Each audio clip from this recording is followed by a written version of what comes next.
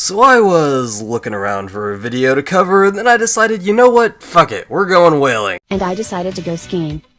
Also, this is only an obvious omen for bad things to come.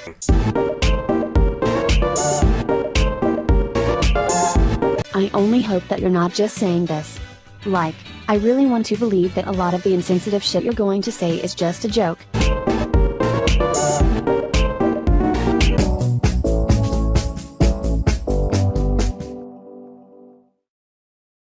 I went swimming last summer for the first time in years.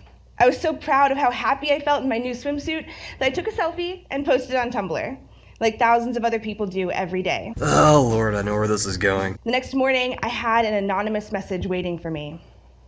You have one of the worst bodies I have ever seen. You're just a giant mushy blob. As someone who swims 6 days a week, seeing people like you in the pool puts me off food and makes me swim twice as much. You are truly disgusting to look at. For the love of God, stop stuffing your face. And before you blame a medical condition of some sort, you don't get that huge without seriously overeating, so don't kid yourself. Well, I mean, they're right there, and it seems like you agree with them since you don't even really debunk that last part. Wait, what? I don't hear a single counter-argument in the entire clip. All I hear is just her reading off the comment. If you're referring to her tone, then I still don't see it. She hasn't really added anything to the post until after your interjection, so you've kinda thrown me for a loop here. My response was something along the lines of, LOL, and yeah, I do eat a lot. Food is delicious. If you don't want it, I'll take it. I've worked hard to learn how to defend against these messages. So apparently the solution is to make fun of yourself and agree with them. Okay. Granted, she could just ignore the guy. However, while what she is doing may not work to fix the issue, she's at least trying to cope with it in a way that doesn't involve shoving a fistful of Haagen-Dazs down her throat while crying about a quote-unquote troll.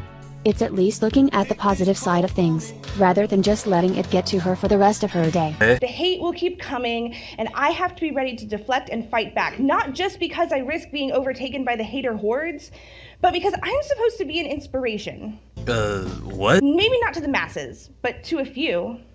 Those few who have commented, emailed, messaged, told me that I inspired them to love their bodies, they're important to me. I don't want them to know that I still have days where I think my life would be better if I was skinny. Well, hang the fuck on, I think you might have been onto something there. You know, maybe, stay with me here, maybe your life would be better if you stopped being really unhealthy. Just saying. Okay. No. This is what makes me question your disclaimer, because that's just flat out ignorant to say to someone. It's as if you've never heard of an eating disorder before. Have you sat and thought to yourself, maybe she can't just straight up stop being unhealthy? Maybe she'll become fit over time. Someone doesn't just stop being unhealthy.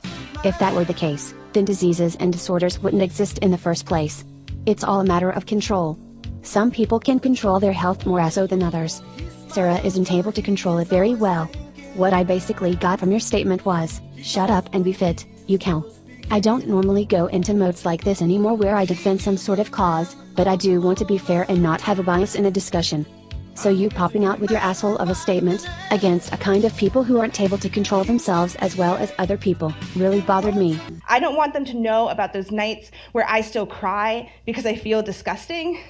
I want to be a beacon. Well, beacons are pretty easy to see from far away, you got that much down. Not a disappointment. But those days do happen, and the messages keep coming, so I've had to learn how to fight back. Ignore them. Be flippant. Turn it into an opportunity for activism. Or, you know, you could just block them. The block button's there for a reason, you know. And if what you're getting sent is just harassment, then I wouldn't judge you for using it. Not the point. She's only trying to create a positive example for all the fat girls out there. She could just ignore the harassment, but other girls like her aren't guaranteed to be as emotionally strong. If your argument is then, well, it's just one fucking morbidly obese woman, the same criticism about just ignoring could also be applied to every other morbidly obese woman. This means that there wouldn't be as many positive influences.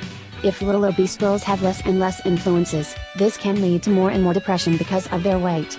Your interjection does nothing more than say, why are you trying to make a change in the world? Nobody cares and it's not actually going to change anything. Flying is one of the most nerve-wracking experiences I've ever had, not because the plane might crash, but because I might get on it and find out last minute that I can't fit in the seat. And then, oops, sorry, better count up the money for another ticket or wave my flight goodbye. Or, here's a crazy, radical, revolutionary idea. You get on a goddamn treadmill. It isn't the world's fault that you can't fit in an airplane seat because of your own choices. Holy shit, you're getting onto her for her being worried about how she'll be able to fit on an airplane. She's not blaming society for that, she's expressing her fears of the reality around her. And again, it's harder for her to control her health. Do you honestly think she chose to be fat? No, seriously.